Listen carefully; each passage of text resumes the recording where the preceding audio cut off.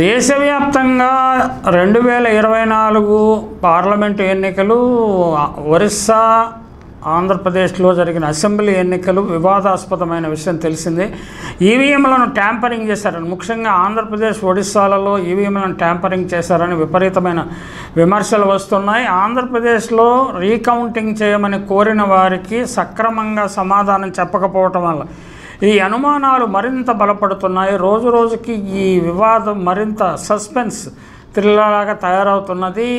అసలు అధికారిక సమాచారం పూర్తి స్థాయిలో అందుబాటులో లేకపోవడం, అలా ఉన్న సమాచారాన్ని విస్తృతంగా మీడియాలో ప్రచారం చేయకపోవడం వల్ల ఇంకా అనుమానాలు ఇంకా వ్యాపిస్తున్నాయి.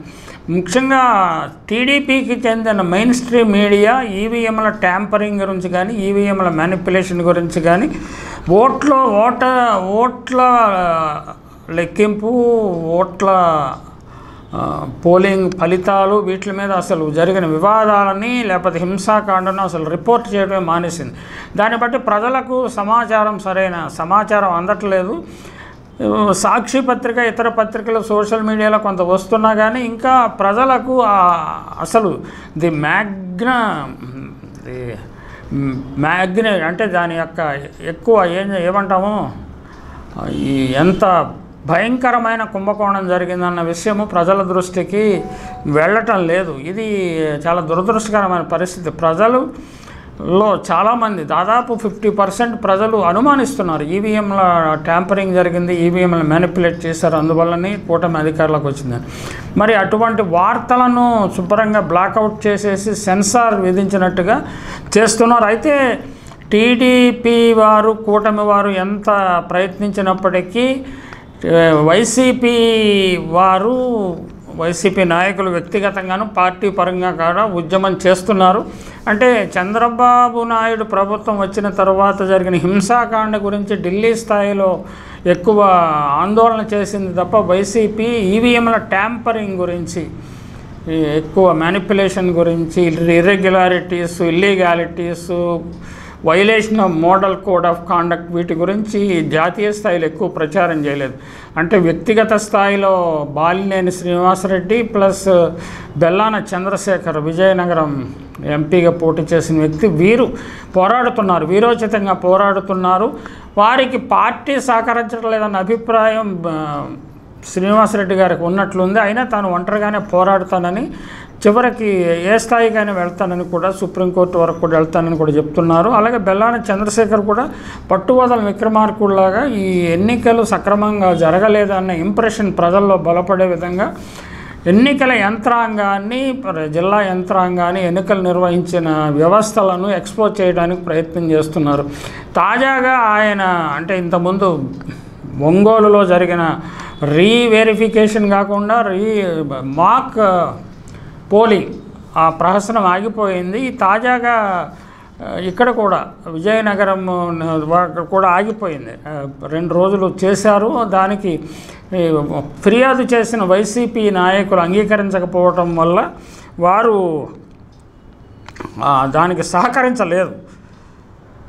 వైఎస్ఆర్సీపీ నేతలు బెల్లాన చంద్రశేఖర్, బొత్స అప్పలనరస ఇద్దరు కూడా కలెక్టర్ కానీ ఎన్నికల యంత్రాంగానికి సహకరించకుండా తాము అడిగింది ఒకటైతే మీరు చెబుతున్నది ఒకటి, దీనికి మేము సహకరించట్లేదు అని విషయాన్ని స్పష్టం చేసి దాన్ని బహిష్కరించారు. వారు ఏం చెప్తున్నారో వారి మాటల్లోనే విందాం. ఏదైతే ఈవీఎం మిషన్లోనే మాకు ఏదైతే సుప్రీంకోర్టు గైడ్లైన్స్ ఇచ్చిందో దాని ప్రకారమే మేము ఇక్కడ రీవెరిఫికేషన్ చేస్తాం తప్పించి మీరు అడిగే క్వశ్చన్కి మేము ఆన్సర్ ఇవ్వలేమంటే మేము అపోజ్ చేస్తాం దానికి సంబంధించినంత వరకు. ఎందుకంటే మేము అడిగింది ఎందుకు బ్యాటరీ ఛార్జీ పెరిగింది, 12 అవర్స్ వర్క్ చేసింది, తర్వాత ఒక 25 days స్టాండింగ్ మోడ్లో ఉంది, మళ్ళీ ఇప్పుడు చూసినా కూడా 99% కనిపిస్తుంది. కనుక దానికి సంబంధించిన వరకు ఏమన్నా చెప్తే దానికి సంబంధించినంత వరకు కూడా సరైన ఆన్సర్ ఈసీ ఇవ్వలేకపోతుంది.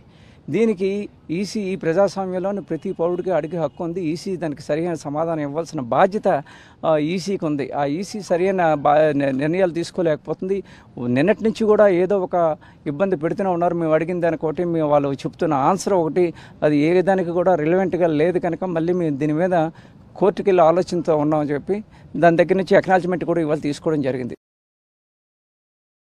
ప్రతిదీ కూడా ఈవీఎంలో, ఎందుకంటే పెద్ద ఎత్తున ఈ దేశంలో చర్చ జరుగుతుంది దీని మీద.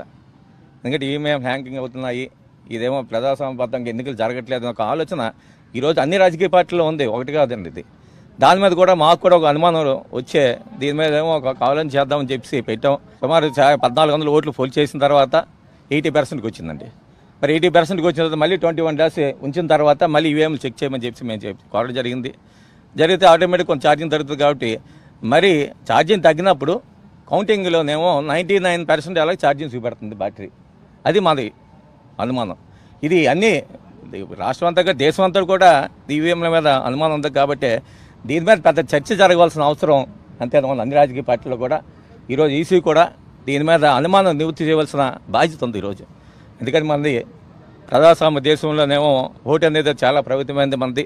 కాబట్టి ఆ ఓటు వేసే వ్యక్తి నా ఓటు ఆ పార్టీకి పడిందా లేదా అని చెప్పి ఈరోజు ఆలోచన చేసినప్పుడు ఈరోజు చెప్పవలసిన బాధ్యత ఈరోజు ఎన్నికల కమిషన్కి ఉంది. ఈరోజు అంటే అధికారికంగా ఎన్నికల సంఘం రాష్ట్ర స్థాయిలో కానీ, జిల్లా స్థాయిలో కానీ, కేంద్ర స్థాయిలో కానీ అధికారికంగా ఏ ప్రకటనలు చేయకపోవటం వల్ల రకరకాల సమాచారం ప్రజల్లోకి ఫీడ్ అవుతున్నది, ప్రజల ఎరికలోకి వస్తున్నది. ఆ సమాచారాన్ని పట్టుకుని వారు రకరకాల ఊహాగానాలు చేస్తున్నారు. ఎన్నికల వ్యవస్థ పైన, ఎన్నికల సంఘం పైన, ఎన్నికల సంఘంలో పనిచేసిన వ్యక్తులపైన, ఎన్నికల సంఘానికి సహకరించిన ప్రభుత్వ యంత్రాంగంలోని వివిధ దశల్లో వ్యక్తులపైన, వారి ఇంటెగ్రిటీ, సమగ్రత, నిజాయితీ పైన అనేక అనుమానాలు వస్తున్నాయి. అంటే పోస్టల్ బ్యాలెట్ సమయంలోనే ఇటువంటి అనుమానాలు వ్యక్తం అయ్యాయి. పోస్టల్ బ్యాలెట్ విషయంలో, పోస్టల్ బ్యాలెట్ సమయంలో బ్యాలెట్ కోసము ఇచ్చేటప్పుడే డబ్బులు చేతులు మారాయన్న విమర్శలు కూడా అప్పుడు కూడా వచ్చినాయి. నేను అప్పుడు కూడా ఒక ఛానల్లో ఈ విషయం గురించి చెప్పాను. తర్వాత పోలింగ్ ఏజెంట్లుగా పనిచేసిన వారికి కూడా ప్రలోభాలు చూపారని, డబ్బు ఆశ చూపారని కూడా తర్వాత పోలింగ్ ఏజెంట్లు చెప్పటం విన్నాను నేను. కాబట్టి ఇది సజావుగా జరగలేదు. 2024 ఎన్నికలు సజావుగా జరగలేదు. ఇంతకుముందు అంటే 12.54% సర్జింగ్ ఆఫ్ ఓట్స్ అత్యధిక పెరిగిపోవడం అనేది గతంలో ఎప్పుడూ జరగలేదు. అర్ధరాత్రి అపరాత్రి లేకుండా ఓటర్లు వేయటం కూడా ఇంత విస్తృతంగా ఎప్పుడూ జరగలేదు. అలాగే ఇక మరి ఓటింగ్ మిషన్లో ఛార్జింగ్ పెరిగిపోవడం అనేది కూడా ఎప్పుడూ జరగదు. అది అసాధారణం, అది టెక్నికల్లీ నాట్ పాసిబుల్. అంటే ఏదో మ్యానిపులేషన్ జరిగిందన్న అభిప్రాయం పూర్తిగా ప్రజలు వచ్చేశారు. ఈ అస్పోహ అనండి, లేకపోతే వాస్తవం అనండి, దీని గురించి ఎన్నికల సంఘం సరైన ప్రకటన ఇస్తే తప్ప ప్రజల అనుమానాలు, సందేహాలు తొలగిపోయే అవకాశం లేదు. ఇది భారత ప్రజాస్వామ్యానికి చేటు తీసుకొస్తుందని మాత్రం చెప్పవచ్చు.